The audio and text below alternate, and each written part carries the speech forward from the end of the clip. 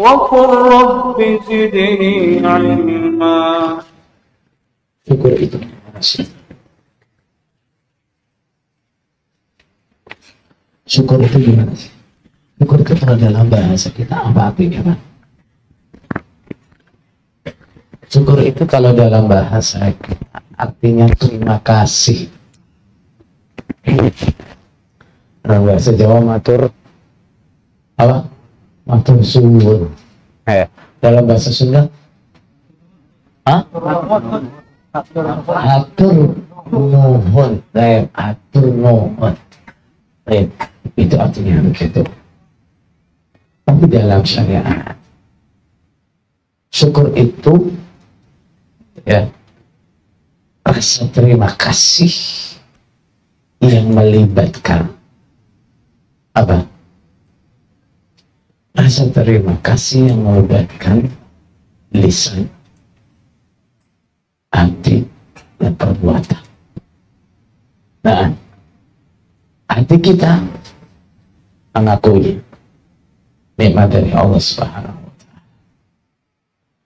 Lisan kita menyanjung alhamdulillah. Kemudian seluruh badan kita menjadikan nikmat ini sebagai fasilitas untuk mendapatkan ridho dari Allah Subhanahu wa Ta'ala. Seperti ulama sebagian membuatkan bait, asyukru sarful abdi ma'aulahu maulahu min ni'amin fi ridhahu. Yang namanya syukur itu artinya adalah seorang hamba. Sarful abdi menggunakannya seorang hamba. Ma'aulahu, ada apa-apa yang memberikan kepadanya siapa? Maulah, kekasihnya Allah Subhanahu wa Ta'ala. Nah, seorang hamba menggunakan nikmat yang diberikan oleh Allah Subhanahu wa Ta'ala min ni'amin fi ridhah. Nah, di dalam ridhanya. Nah, hamba menggunakan nikmat apapun yang diberikan oleh Allah Subhanahu wa Ta'ala untuk mencapai ridhonya. Nah, dari sini kita kemudian juga ada PR. Apa itu? Untuk mengoreksi diri kita masing-masing. Benarkah kita sudah bersyukur? Nah, syukur kita bisa keluar dari sana itu nggak cukup dengan buat acara tasyakuran makan-makan, nggak cukup dengan itu. Juga tidak cukup dengan alhamdulillah sudah selamat, ya, nggak cukup, ya, nggak cukup dengan bikin status di medsos alhamdulillah wa syukurillah, sudah Allah selamatkan, nggak cukup. Nah, ungkapan-ungkapan itu semuanya baik, semuanya penting, tapi ada yang lebih penting. Apa yang kita lakukan, apa yang sudah kita lakukan untuk menunjukkan, membuktikan rasa syukur kita ini. Yang pertama, coba kita toleh, kita lihat kepada firman Allah Subhanahu wa Ta'ala, i'malu ala Dawuda syukra. Beramallah wahai keluarga Nabi Daud. Kenapa harus beramal? Syukran, karena bersyukur. Ayat ini maksudnya yang antaranya adalah bahwa bukti syukur kita adalah amalan kita. Bukti syukur kita adalah amalan kita. Ini sudah terbukti buat kita dalam diri kita, apa belum nih? Yang katanya sudah syukur, alhamdulillah bisa keluar dari jokam nih, alhamdulillah. Amalan kita kayak apa sekarang? Apakah amalan kita sekarang sudah lebih baik daripada sebelumnya? Gimana?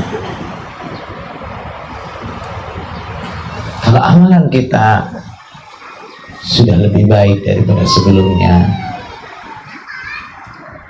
berarti kita sudah bisa dikatakan bersyukur.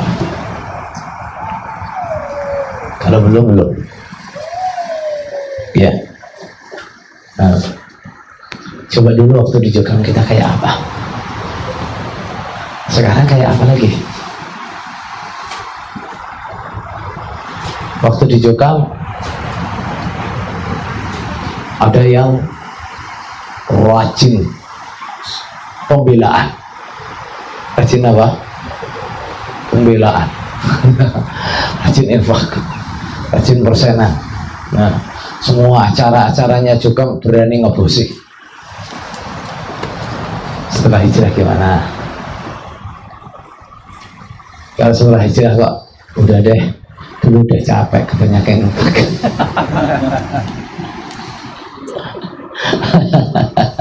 Sekarang udah nggak mau yang gitu-gitu lagi. Gimana? Itu salah, saudara ya. Nah, itu nggak pas kayak gitu ya. Nah, kalau dulu ya, kita berpikirnya gini ya, dulu dalam kesesatan saja kita berani berdarah-darah, ya kan? Berani pol-polan, berani habis-habisan. Sekarang sudah ngerasa benar dan ngerasa dapat hidayah, lah kembali politik gimana? Nah, tinggal kita perbaiki konsep infak kita itu gimana, gitu ya. Nah, kalau dulu konsep infaknya gimana? Pokoknya infak ya harus ke situ, ya, harus lewat pengurus, harus disetorkan ke Jokam. Sekarang enggak, lahan kita buat infak lebih luas, ya kan? Ya kan? Nah, kalau dulu masjid kita hanya masjid kelompok, masjid desa, masjid daerah, terus pembelaan ke pusat.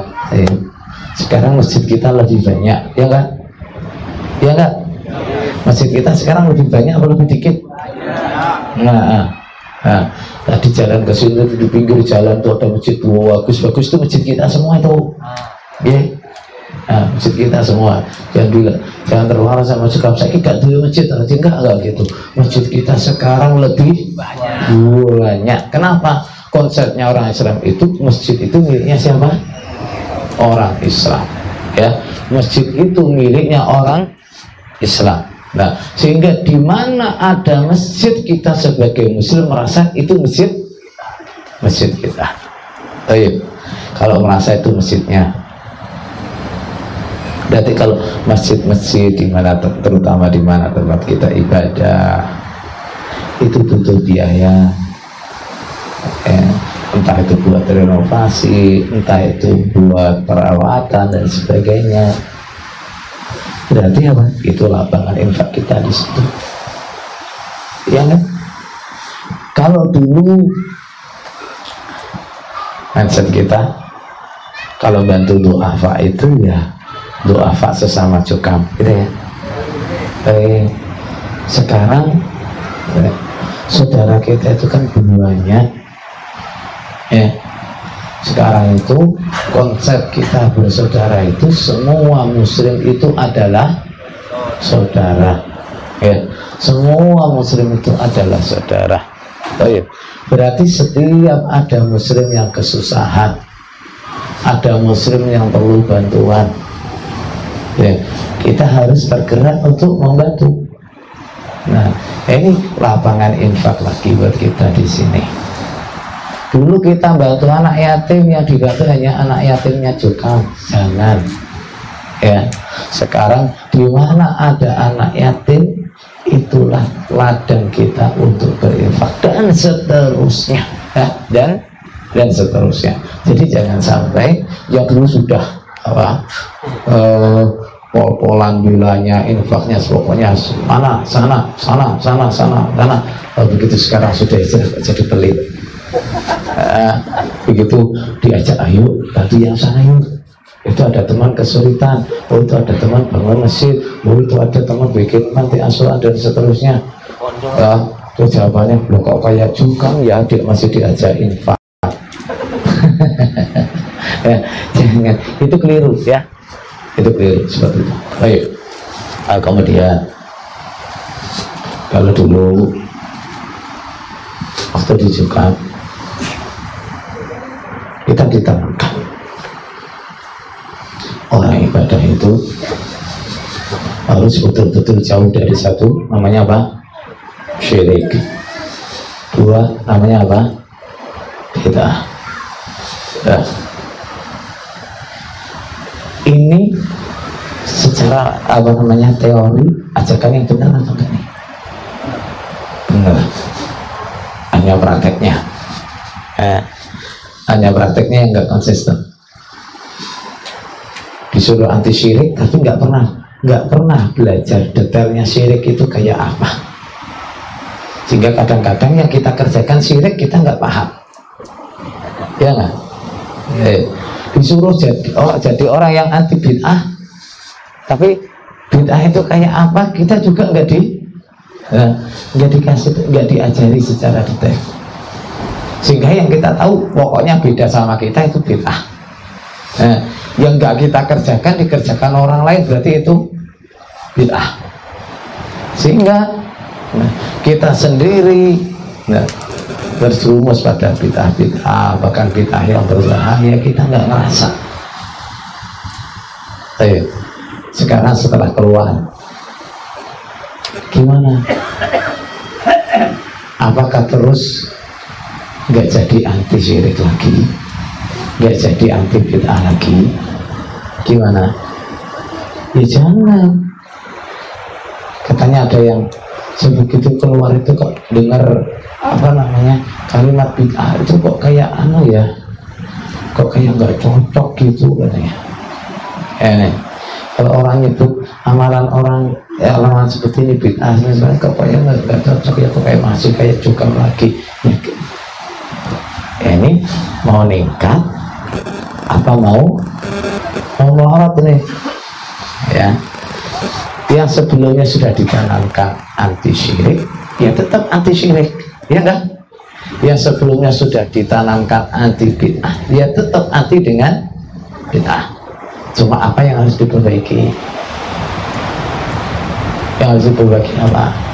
Yang pertama, dulu kita pokoknya ada orang mengerjakan amalan syirik, kita nggak bedakan itu syirik akbar atau syirik asghar, dan latar belakangnya orang itu bagaimana, apakah dia bisa diberi udzur atau enggak, pokoknya semua kita jadi alasan buat mengkafirkan dia. Ini yang harus kita benahi. Dulu pokoknya orang kita katakan dia mengerjakan bid'ah, berarti kullu bid'atun dhalalah wa kullu dhalalatin finnar. Berarti sudah kita pastikan ini ahli neraka, ini sudah kita ini kita samakan dengan orang kafir dan sebagainya. Ini yang kita rubah. Tapi secara prinsip kalau kita tahu itu bid'ah, kita tetap nggak mau, gitu ya.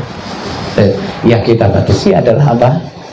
Bagaimana kita mengomentari, bagaimana kita menghukumi orang-orang yang mengerjakan bid'ah. Jangan terus orang yang mengerjakan bid'ah itu berarti sekuat amalan rotum, martutum dan seterusnya. Enggak gitu caranya. Ya, kita sekarang harus dibilang dulu. Oh, bid'ah itu macam-macam. Bid'ah itu ada yang mukafirah, bid'ah itu ada yang fasikoh. Bahkan sebagian bid'ah itu nggak bisa pelakunya dikatakan fasik pun tidak bisa. Jadi derajatnya bid'ah itu macam-macam. Sehingga nggak terus semuanya dipukul rata. kamu mengerjakan ini bid'ah. Nah, orang kalau mengerjakan bid'ah berarti dia ahli bid'ah. Kalau dia ahli bid'ah, semua amalnya ditolak semua. Nah, ini yang harus diperbaiki. Nah, semua saudara sekalian, coba kita lihat bagaimana cara kita beribadah. Kalau dulu banyak dari kita yang tidak tertib sholat jamaah di masjid. Kenapa?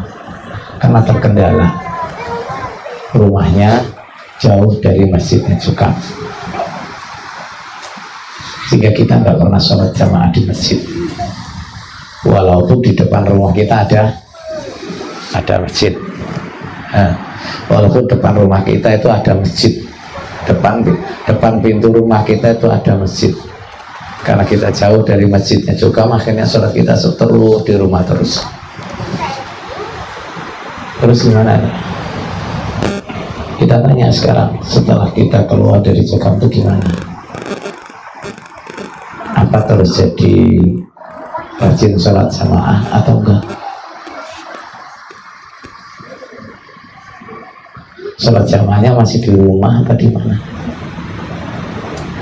Ini gimana?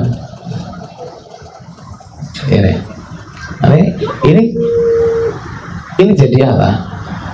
Jadi gambaran, jadi alat buat kita koreksi diri. Apa kita ini sudah syukur apa belum? Itu yang pertama saudara sekalian. Yang kedua,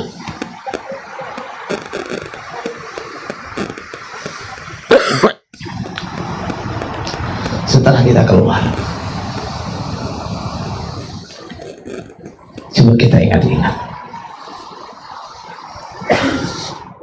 seberapa anehnya kepahaman kita dulu, seperti apa bingungnya kita dulu.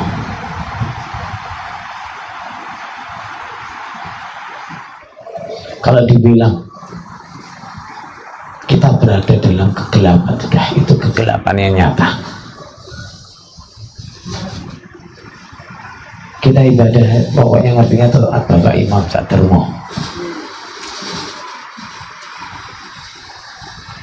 Kita dicekoki doktrin-doktrin yang jelas, itu bertentangan dengan dalil yang kita terima. Bahkan ajaran-ajaran yang penuh dengan kontradiksi kita juga nggak bisa mikir, nggak bisa mikir. Artinya saudara sekalian,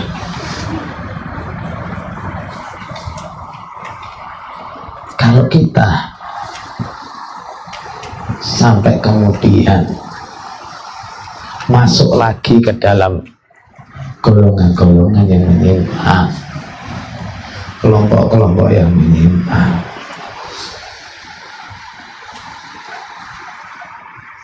kita nanti akan menjadi orang yang kurang lebih juga sama dengan juga dulu.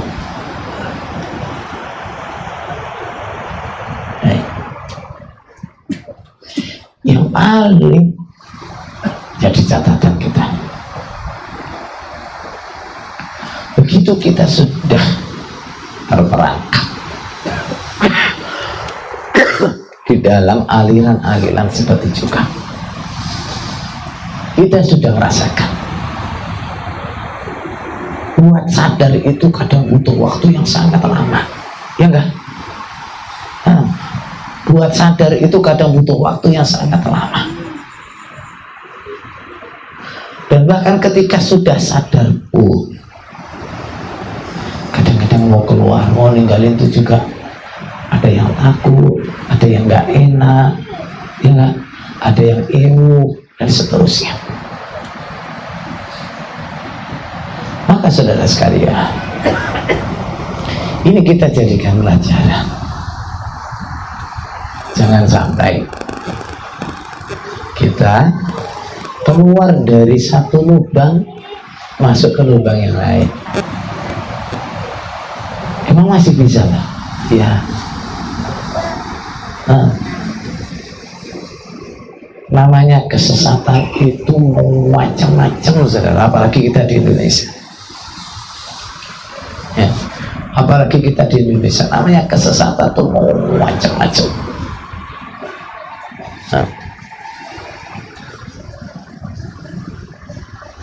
coba di Indonesia itu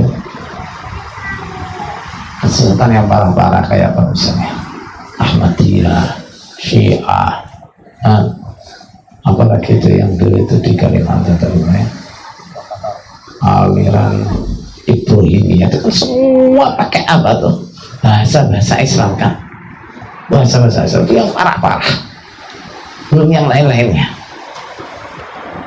Artinya kalau kita lihat banyaknya pintu-pintu kesesatan, pintu-pintu penyimpangan dalam Islam, Rasulullah SAW secara pokok adalah secara pokok.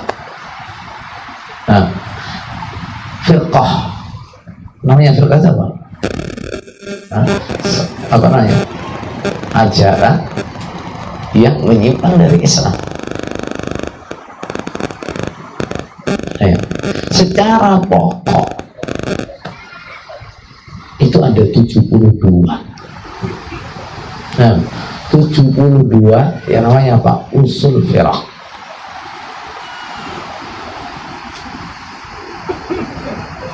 Ayo. Dan yang pernah kita ikuti kemarin itu termasuk firqah yang paling lengkap. Kalau kita ngaji apa, misalnya mau suatu firaq, gitu ya, ensiklopedia firaq. Nah, di situ hampir apa namanya, dari firqah yang utama dalam Islam itu perilakunya atau akidahnya ada di situ. Nah, cara mengkafirkannya seperti apa? Seperti Khawarij. Cara nutupi ajarannya kayak apa? Syiah. Kemudian ID-nya yang penting jamaah masuk surga, kayak apa tuh? Kayak wong Murji'ah. Oh, lengkap di situ, lengkap. Ya. Oke, apa lagi? Nah, cara-cara apa mengagungkan ke pimpinannya, ke imamnya, masya Allah. Nah, itu seperti apa namanya, ajaran-ajaran sufi, lengkap di sini, lengkap. Nah, kita kembali ke masalah. Ketika kita lolos dari satu kesesatan, itu belum pasti kemudian kita akan selamat dari kesesatan yang lain. Masih bisa kita apa namanya, masuk ke dalam kesesatan yang lain, itu masih bisa dan masih sangat mungkin. Makanya saudara sekalian,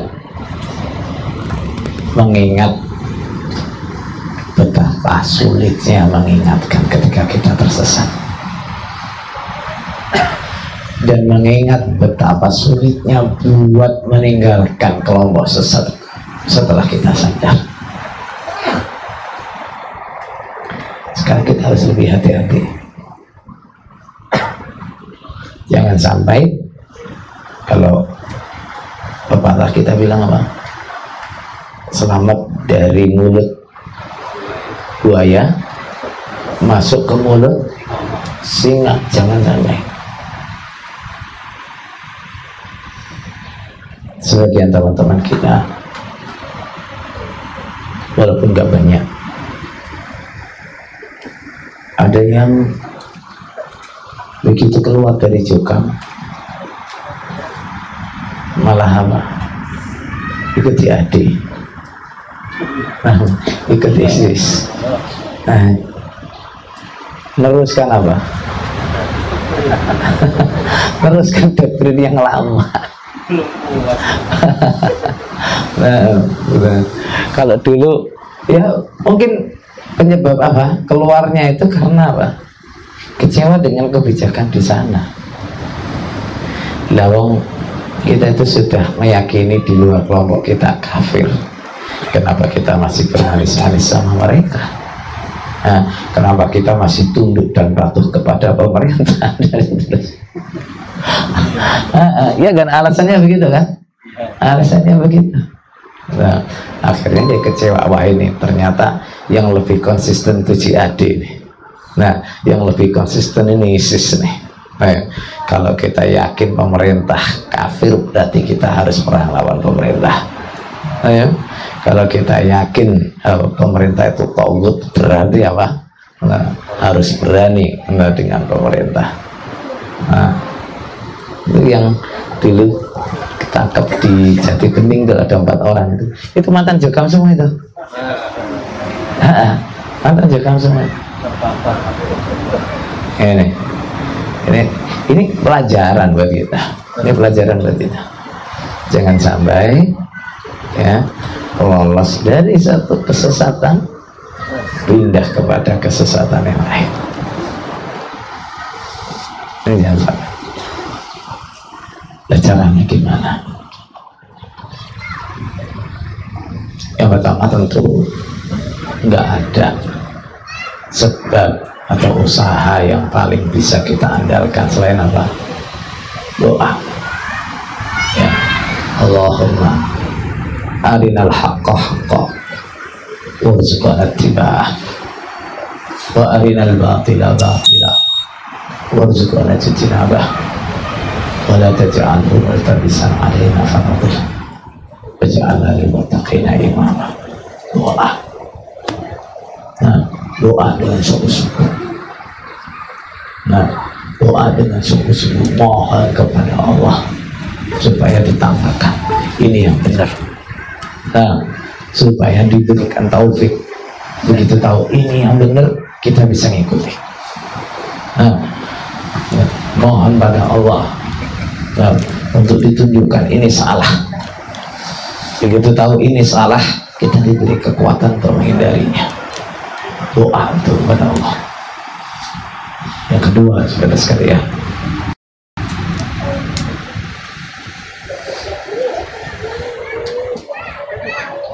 kita harus punya alat. Untuk apa?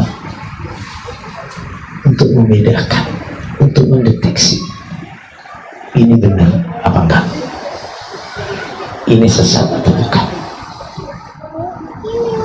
Alat kita apa? Insting? Bukan. Nah, alat kita adalah ilmu. Alat kita adalah apa? Adalah ilmu. Nah, kenapa saudara? Dari dulu sampai sekarang, setiap aliran-aliran yang menyimpang, ladang yang paling subur buat mereka adalah apa? Lingkungan yang bodoh. Korban yang paling apa? Banyak adalah orang-orang bodoh. Terutama orang-orang bodoh yang lagi pengen hijrah, yang lagi pengen beribadah, yang lagi pengen netepi Islam. Nah, ini biasanya jadi sasaran empuk, korban empuk. Nah, ya kayak kita dulu lah kurang lebihnya. Kita itu sampai masuk ke Jogja karena apa? Karena pengen netepi Islam kan. Nah, kemudian kita ketemu kelompok pengajian yang pendahuluannya, mukadimahnya itu mantap ya, mantap, meyakinkan buat kita orang awam tuh. Apa tuh? Ngaji langsung dibukakan Quran, ya kan? Dikasih petikan-petikan hadis. Nah, kemudian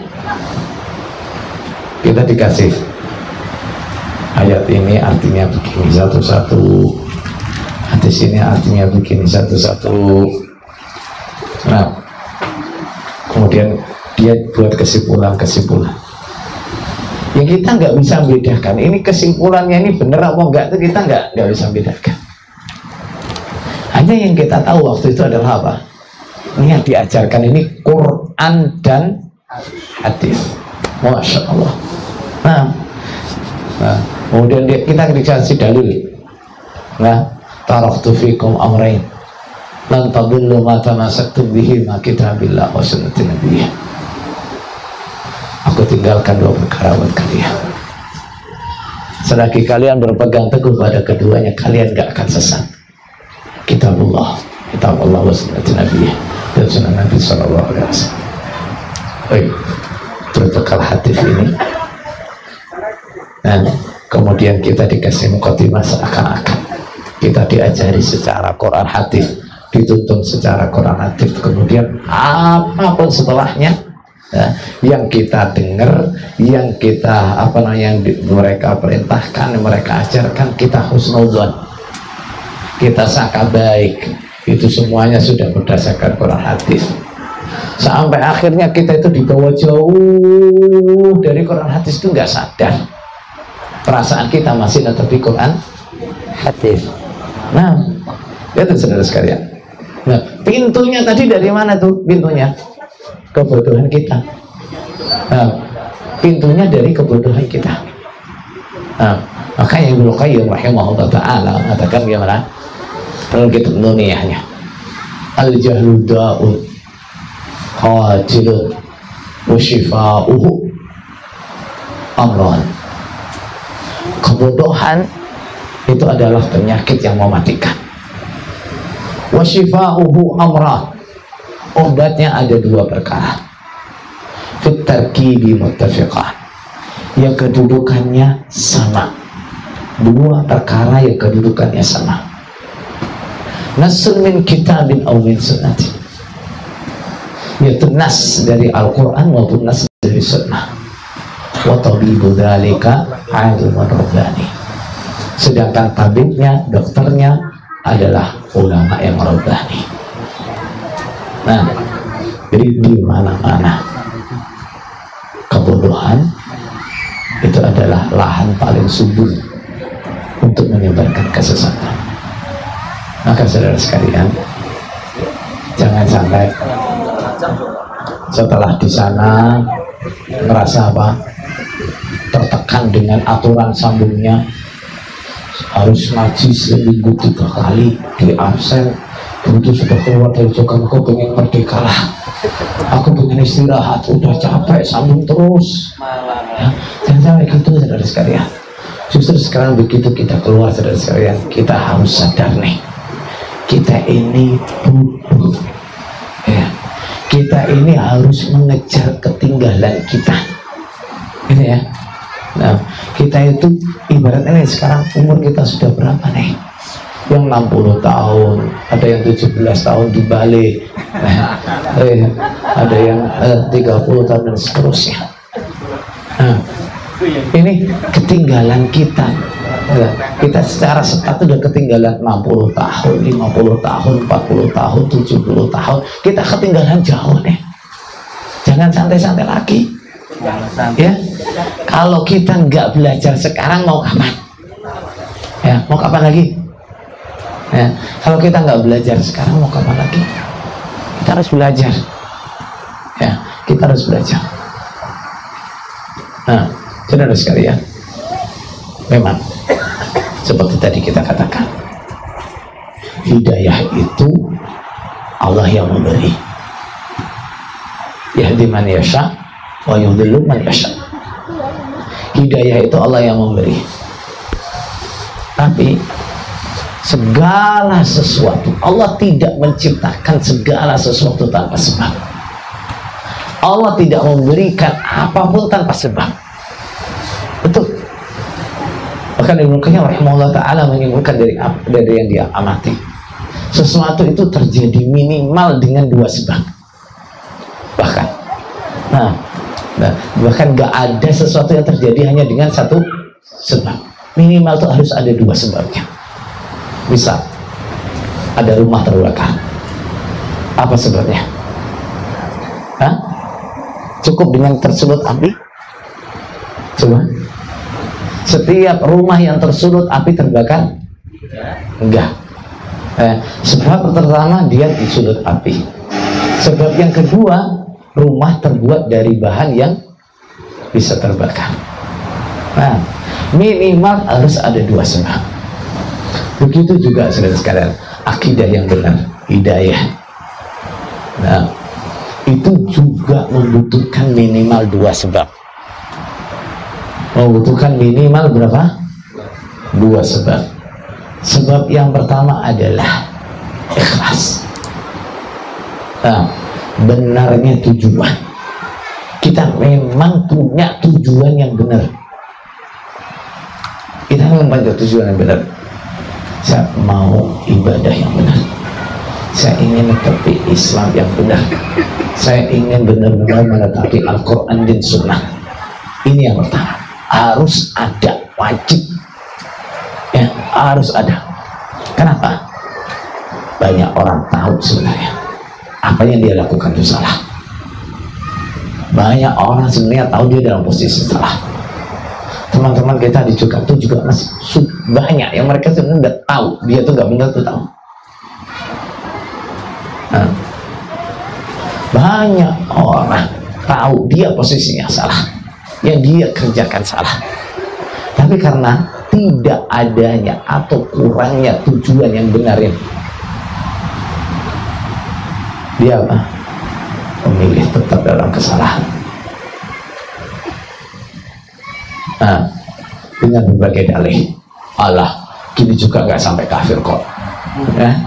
Nah, saya tetap dijokam kan, walaupun jokam sesat kan juga nggak sampai kafir kan. Nggak apa-apa. Kenapa nih? Karena tujuan benarnya ini kurang ada. Itu yang pertama. Yang kedua adalah apa? Ilmu yang benar. Ilmu yang benar. Nah, orang walaupun dia tujuannya benar, kalau ilmu yang dia dapat salah, ya salah, ya kan?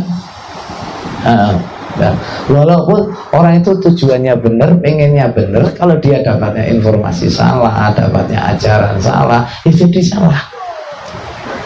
Ini, oke? Kita buat benar untuk benar, ya, betul-betul di atas hidayah. Kita butuh dua ini: ilmu yang benar dan tujuan yang benar. Nah, ingat ya, kebenaran itu tidak cukup dengan mengandalkan kepintaran, ya, nggak cukup dengan mengandalkan insting, nggak cukup. Nah, kenapa? Nah, kecerdasan kita itu ibarat mata, mata yang bisa melihat, mata yang pandangannya tajam. Ini kecerdasan. Tapi coba, sekalipun mata kita itu normal, sehat, bisa nggak kita melihat di tempat yang tidak ada cahaya? Bisa nggak? Nggak bisa.